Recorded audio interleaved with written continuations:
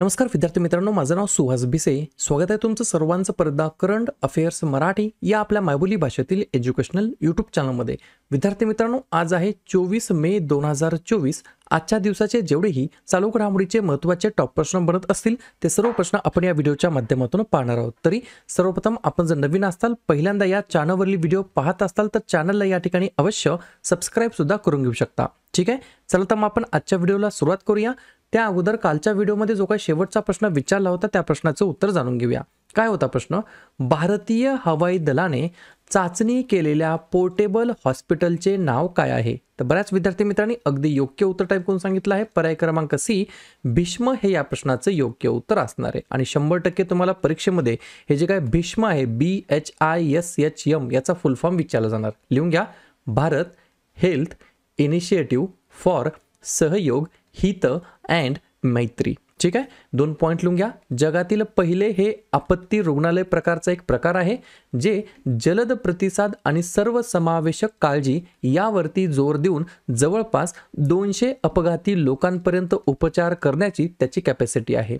संपूर्ण युनिटमध्ये 72 सहज वाहतूक करण्या येण्याजोगे घटक आहेत जे हाताने, सायकलने किंवा अगदी ड्रोनने देखील या ठिकाणी सहज वाहून नेले जाऊ शकतात. अशा प्रकारचे हे काय आहे? पोर्टेबल हॉस्पिटल, ज्याचं नाव आहे भीष्म. क्लिअर? पाहूया आता विद्यार्थी मित्रांनो प्रश्न क्रमांक पहिला. टोटल संपूर्ण व्हिडिओमध्ये 12 प्रश्न असतील. सुरुवातीपासून शेवट पण व्हिडिओ काळजीपूर्वक पहा. एक एक प्रश्न महत्त्वाचा आहे. तुम्ही कोणत्याही एक्झामची तयारी करा. प्रश्न क्रमांक पहिला काय म्हणतो? भारत सरकारचा अलीकडचाच सुरू करण्यात आलेला ईशान ISAN ईशान नावाचा प्रकल्प प्रोजेक्ट कशाशी संबंधित आहेत? हा सुद्धा प्रश्न विचारला जाणार. प्रश्न क्रमांक पहिल्याचं योग्य उत्तर आहे पर्याय क्रमांक D, one nation one air space. काय नाव आहे? One nation one air space याच्याशी हे संबंधित आहे. हे नेमकं one nation one air space काय आहे याच्याबद्दल थोड्याशा पॉईंट लिहून घ्या. जसं की मी तुम्हाला आत्ता सांगितलं, ईशान ISHAN याचा फुल फॉर्म लिहून घ्या. Indian single sky harmonised air traffic management. हा एक भारत सरकारने सुरू केलेला एक प्रमुख उपक्रम आहे. हवाई वाहतूक व्यवस्थापन सुव्यवस्थित करणे आणि विमान वाहतूक क्षेत्राची कार्यक्षमता वाढवणे हे या प्रकल्पाच्या मागचं मेन उद्दिष्ट आहे. या प्रकल्पामध्ये दिल्ली, मुंबई, कोलकाता आणि चेन्नई येथील 4 विद्यमान फ्लाईट इन्फॉर्मेशन रिजन्सना नागपूरमध्ये मुख्यालय असलेल्या एकाच छताखाली सतत हवाई क्षेत्रामध्ये एकत्रित करणे हा या प्रोजेक्टचा मागचा मेन काय आहे तर उद्देश आहे. तर हे काय आहे? इंडियाज प्रोजेक्ट ईशान हा कशा संदर्भात आहे? वन नेशन वन एअर स्पेसशी या ठिकाणी रिलेटेड आहे किंवा संबंधित आहे. पाहूया पुढचा प्रश्न. प्रश्न क्रमांक दुसरा. हा सुद्धा प्रश्न महत्त्वाचा आहे. अलीकडेच चर्चेमध्ये असलेल्या दूषित रक्त घोटाळ्याशी कोणत्या देशाचा संबंध आहे? म्हणजेच इन्फेक्टेड ब्लड स्कॅन्डल म्हणा किंवा स्कॅम म्हणा.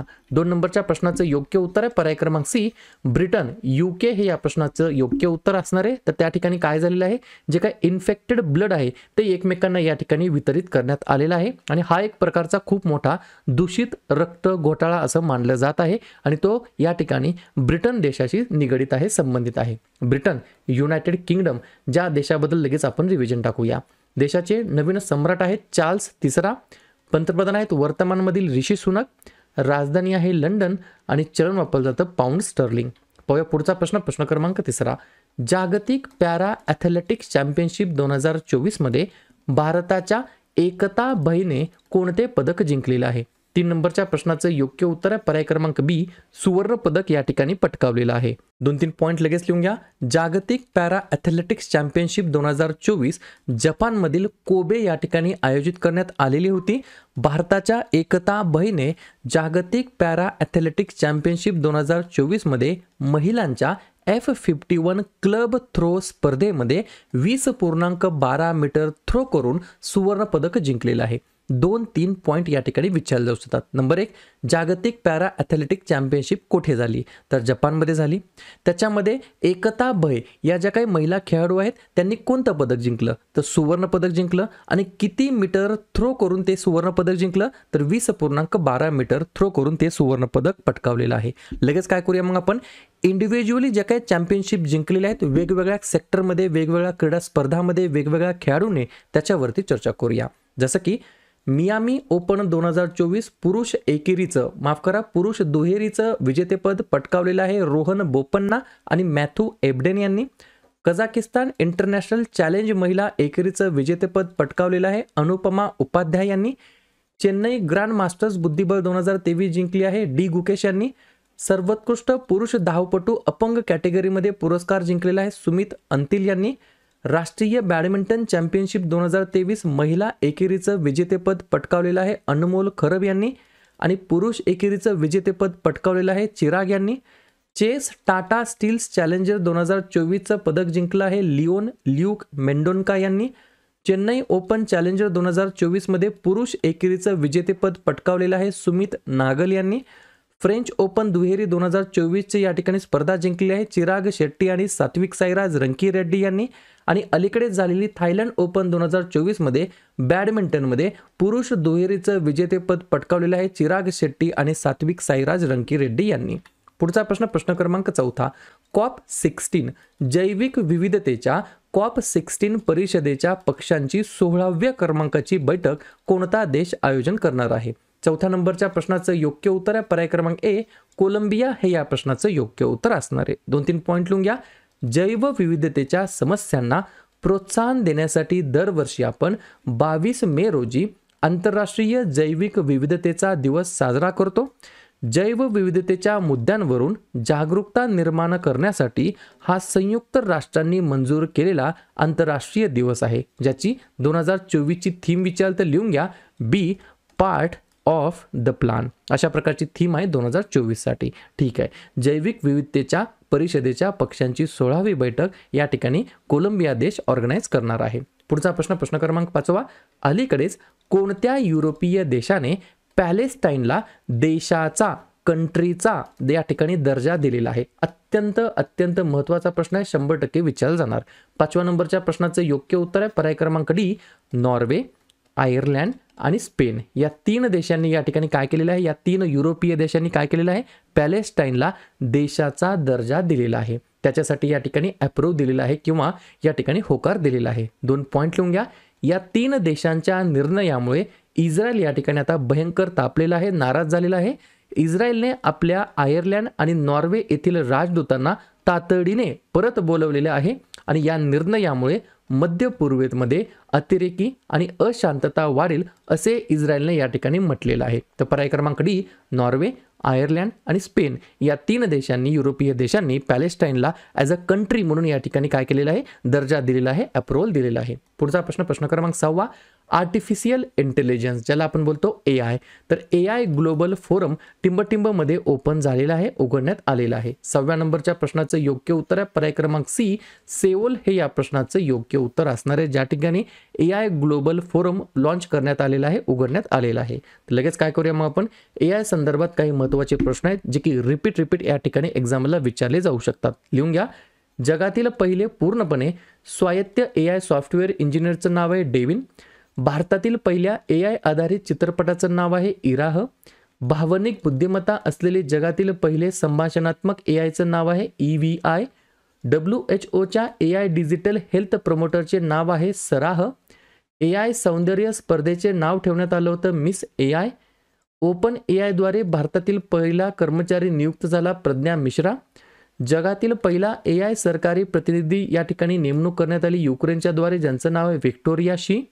AI साठी ISO 42001-2023 सर्टिफिकेट प्राप्त करणारी एकमेव कंपनी ठरली आहे इन्फोसिस. नासाने प्रथम मुख्य AI अधिकारी नियुक्त केलेला आहे डेव्हिड साल्वाझिनी यांना. TCSने ग्लोबल AI सेंटर एक्सलन्स याचे अनावरण करण्यात आलेलं आहे फ्रान्स या देशामध्ये. त्याच्यानंतर AI and national security book हे पुस्तक लिहिले आहे विजय खरे आणि अमित सिन्हा यांनी. नरेंद्र मोदी यांचं जे काही भाषण आहे ते तमिळ भाषेमध्ये कन्वर्ट केलेलं आहे. AIचं नाव आहे या ठिकाणी भाषिनी. ओलाचे भारतातील पहिले AI मॉडेलचं नाव ठेवण्यात आलेलं आहे कृत्रिम. पहिली AI सिटी बनणार आहे लखनौ. AI आणि रोबोटिक्स पार्क या ठिकाणी लॉन्च होणार आहे ज्याचं नाव आहे आर्ट पार्क आणि लॉन्च होणार आहे बेंगलोर या ठिकाणी. रिलायन्सचा AI चॅटबॉटचं नाव आहे हनुमान. ग्रामीण भागासाठी AI चॅटबॉट जुगलबंदी कोणी लॉन्च केली तर मायक्रोसॉफ्टने. जनरेटिव्ह AI प्लॅटफॉर्म टोपाज हे लॉन्च केलं आहे इन्फोसिसने. रशियाच्या AI चॅटबॉटचं नाव आहे गिगाचॅट.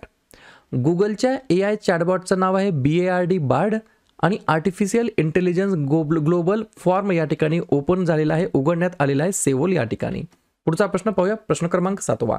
नुकतीच HIV लसीची यशस्वीपणे चाचणी कोठे घेण्यात आलेली आहे? HIV मला लगेच कमेंट करून सांगा. याचा जो काही फुल फॉर्म आहे तो मला कमेंट बॉक्समध्ये टाईप करण्याचा प्रयत्न करा. 7व्या नंबरच्या प्रश्नाचं योग्य उत्तर आहे पर्याय क्रमांक B अमेरिका हे या प्रश्नाचं योग्य उत्तर असणार आहे, ज्या ठिकाणी HIV लसीची सक्सेसफुली टेस्टिंग झालेली आहे. अमेरिकेबद्दल सांगायचं म्हटलं तर अध्यक्ष आहेत 46व्या क्रमांकाचे जो बायडन, राजधानी आहे वॉशिंग्टन आणि चलन वापरलं जातं डॉलर. पुढचा प्रश्न प्रश्न क्रमांक 8. कोणत्या राज्य सरकारने 33% सरकारी कंत्राटी नोकऱ्या महिलांसाठी रिझर्व्ह ठेवलेल्या आहेत, राखीव ठेवलेल्या आहेत? 8व्या नंबरच्या प्रश्नाचं योग्य उत्तर आहे पर्याय क्रमांक A कर्नाटक हे या प्रश्नाचं योग्य उत्तर असणार आहे, ज्या राज्याच्या अंतर्गत सरकारने 33% या ठिकाणी जे काही सरकारी गव्हर्नमेंट जॉब जे असतात, कंत्राटी नोकऱ्या, गव्हर्नमेंट कॉन्ट्रॅक्ट जे काही जॉब्स असतात ते महिलांसाठी राखीव ठेवलेले आहेत. पर्याय क्रमांक A कर्नाटक हे या प्रश्नाचं योग्य उत्तर असणार आहे. कर्नाटकबद्दल लगेच रिव्हिजन टाकूया. स्थापना झाली या राज्याची 1 नोव्हेंबर 1956ला. मुख्यमंत्री आहेत सिद्धरामय्या, राज्यपाल आहेत थावरचंद गेहलोत आणि राजधानी आहे बेंगलुरू. 4 महत्त्वाचे राष्ट्रीय उद्यान आहेत बांदीपूर, कुद्रेमुख, अंची आणि बॅनरघट्टा आणि 5 महत्त्वाचे धरण आहेत तुंगभद्रा, कदरा, अलमाटी, कृष्णा राजा आणि नारायणपूर. पुढचा प्रश्न प्रश्न क्रमांक 9. 2029 मध्ये AFC महिला आशियाई चषक आयोजित करणारा पहिला मध्य आशियाई देश कोणता बनलेला आहे? 9व्या प्रश्नाचं योग्य उत्तर आहे पर्याय क्रमांक D उझबेकिस्तान हे या प्रश्नाचं योग्य उत्तर असणार आहे, जो की आशियातील एक देश आहे, जो देश 2029 मध्ये AFC महिला आशियाई चषक आयोजित करणारा पहिला मध्य आशियाई देश ठरलेला आहे. ज्या देशाची राजधानी आहे ताशकंद, चलन वापरलं जातं उझबेकिस्तानी सोम आणि अध्यक्ष आहेत वर्तमानमधील शवकत मिर्झी योयेव असं त्यांचं नाव आहे. पुढचा प्रश्न प्रश्न क्रमांक 10. अमेरिकेचा पहिला कृष्णवर्णीय अंतराळवीर उमेदवार जेफ बेझोसच्या रॉकेट कंपन्यांसह अवकाशात नुकताच गेलेला आहे, तर त्या अंतराळवीराचं नाव काय आहे? तर पर्याय क्रमांक C एड ड्वाइट असं त्यांचं नाव आहे. ते या ठिकाणी विद्यार्थी मित्रांनो अमेरिकेचे पहिले कृष्णवर्णीय अंतराळवीर उमेदवार ठरलेले आहेत, जे की जेफ बेझोसच्या रॉकेट कंपन्यांसह या ठिकाणी स्पेसमध्ये गेलेले आहेत. अशा प्रकारे पुढचा प्रश्न प्रश्न क्रमांक 11. अलीकडेच चीन या देशाने तैवानला शस्त्रे विकण्यासाठी कोणत्या देशाच्या कंपन्यांवरती बंदी घातलेली आहे? 11व्या नंबरच्या प्रश्नाचं योग्य उत्तर आहे पर्याय क्रमांक B USA अमेरिका हे या प्रश्नाचं योग्य उत्तर असणार आहे. अशा प्रकारे शेवटचा प्रश्न प्रश्न क्रमांक 12. जगातील सर्वोच्च ट्रॅस्ट्रोनॉमिकल वेधशाळा अलीकडेच कोठे स्थित आहे किंवा कोठे सुरू करण्यात आली आहे, उघडण्यात आलेली आहे? तर पर्याय क्रमांक A चिले हे या प्रश्नाचं योग्य उत्तर असणार आहे, ज्या ठिकाणी जगातील सर्वोच्च ट्रॅस्ट्रोनॉमिकल वेधशाळा ओपन करण्यात आलेली आहे. क्लिअर? तर अशा प्रकारे विद्यार्थी मित्रांनो हे होतात 12 प्रश्न. उपक्रम कंटेंट हा जो काही प्रयत्न आम्ही सुरू केला आहे मराठी भाषेमध्ये, हा कसा वाटतो अवश्य फीडबॅक देत चला. आणि तुमच्यासाठीचा आजचा खास प्रश्न, महिलांवरील हिंसाचार रोखण्यासाठी पहिला कायदा कोणी स्वीकारलेला आहे? WHO, EU, IMF की युनिसेफ? तर ज्या आपण विद्यार्थ्यांनी या प्रश्नाचं योग्य उत्तर येत असेल त्या प्रश्नाचं उत्तर तुम्ही कमेंट बॉक्समध्ये बिंदासपणे टाईप करून सांगा. या प्रश्नाचं उत्तर चुकू द्या, बरोबर येऊ द्या, काहीच हरकत नाही, परंतु ट्राय करणं, प्रयत्न करणं हे सर्वात जास्त महत्त्वाचं आहे. आणि दुसऱ्या दिवशी येऊन आपण दिलेल्या प्रश्नाचं उत्तर हे बरोबर आलं की चुकलं हे दुसऱ्या दिवशी येऊन चेक करणं, तपासणं हे देखील तितकंच जास्ती महत्त्वाचं सुद्धा असणार आहे. तर लगेच काय करूया, मे महिन्यातील जेवढेही महत्त्वाचे दिवस आहेत त्याच्यावरती आपण एकदा रिव्हिजन टाकूया. जसं की 1 मेला 3 दिवस असतात, आंतरराष्ट्रीय कामगार दिवस, महाराष्ट्र तसेच गुजरात राज्याचा राज्य दिवस आणि उज्ज्वला दिवस. 2 मे जागतिक टुना मासा दिवस, 3 मे जागतिक पत्रकार स्वातंत्र्य दिवस, 4 मे कोळसा खाण कामगार दिवस, 7 मे जागतिक ॲथलेटिक्स दिवस आणि जागतिक दमा दिवस. जागतिक दमा दिवस असतो मे महिन्याच्या पहिल्या मंगळवारी. 8 मे जागतिक रेड क्रॉस दिवस, 11 मे राष्ट्रीय तंत्रज्ञान दिवस, 12 मे आंतरराष्ट्रीय परिचारिका दिवस, 14 मे जागतिक स्थलांतरित दिवस, 15 मे कुटुंबाचा आंतरराष्ट्रीय दिवस, 17 मे जागतिक दूरसंचार दिवस आणि जागतिक उच्च रक्तदाब दिवस, 18 मे जागतिक एड्स लस दिवस, आंतरराष्ट्रीय संग्रहालय दिवस आणि मे महिन्याच्या 3ऱ्या शनिवारी म्हणजेच 18 मेला यावर्षी आहे सशस्त्र सेना दिवस. त्यानंतर 21 मे दहशतवाद विरोधी दिवस, 22 मे जैविक विविधतेसाठी आंतरराष्ट्रीय दिवस आणि 31 मे तंबाखू विरोधी दिवस आणि पुण्यश्लोक अहिल्याबाई होळकर यांची जयंती. क्लिअर?